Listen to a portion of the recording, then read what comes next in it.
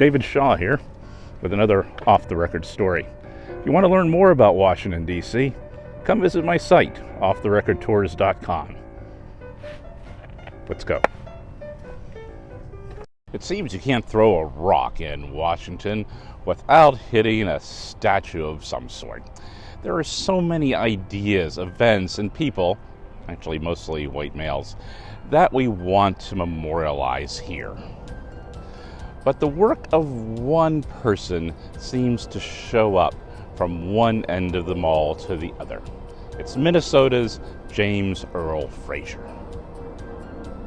Here at the Supreme Court is one of my favorites, a statue holding a statue. It's the contemplation of justice. She is next to the authority of law. Drive downtown, you see what I think is Fraser's best DC work, the south pediment of the National Archives. The old guy in the center represents the recorder of the archives. He's on a throne that's sitting on some rams, and above it is a frieze made of papyrus plants. These represent the sources of parchment and paper, the stuff documents were made of before PDF files. On the steps you see heritage and guardianship, which look a lot like the folks on the Supreme Court.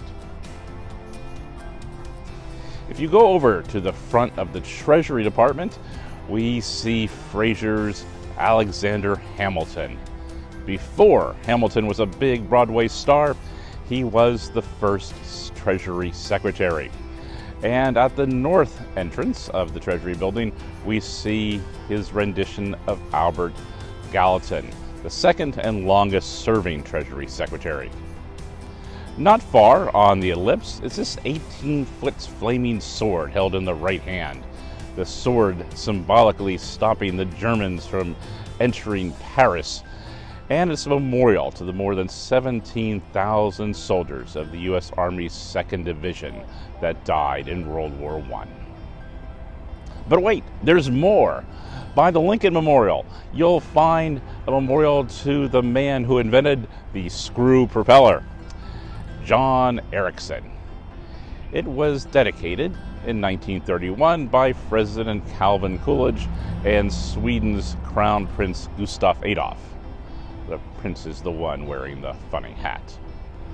A few hundred feet away, at the entrance to Rock Creek Park, is Fraser's huge Arts of Peace statue, and its companion down the way, the Arts of War. They were cast and gilded in Naples and were a gift to the United States from Italy as a gesture of thanks for our help in their economic recovery following the devastation of World War II.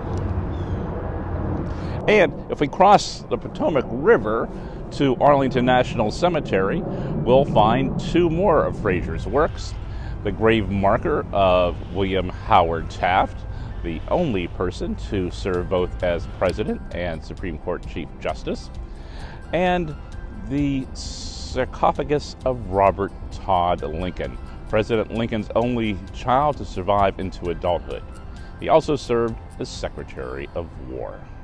Fraser also designed the Navy Cross, the Buffalo Nickel.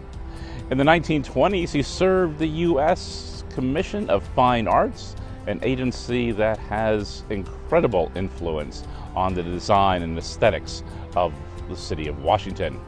This, plus his tremendous collection of statues, makes his contribution to the city truly monumental.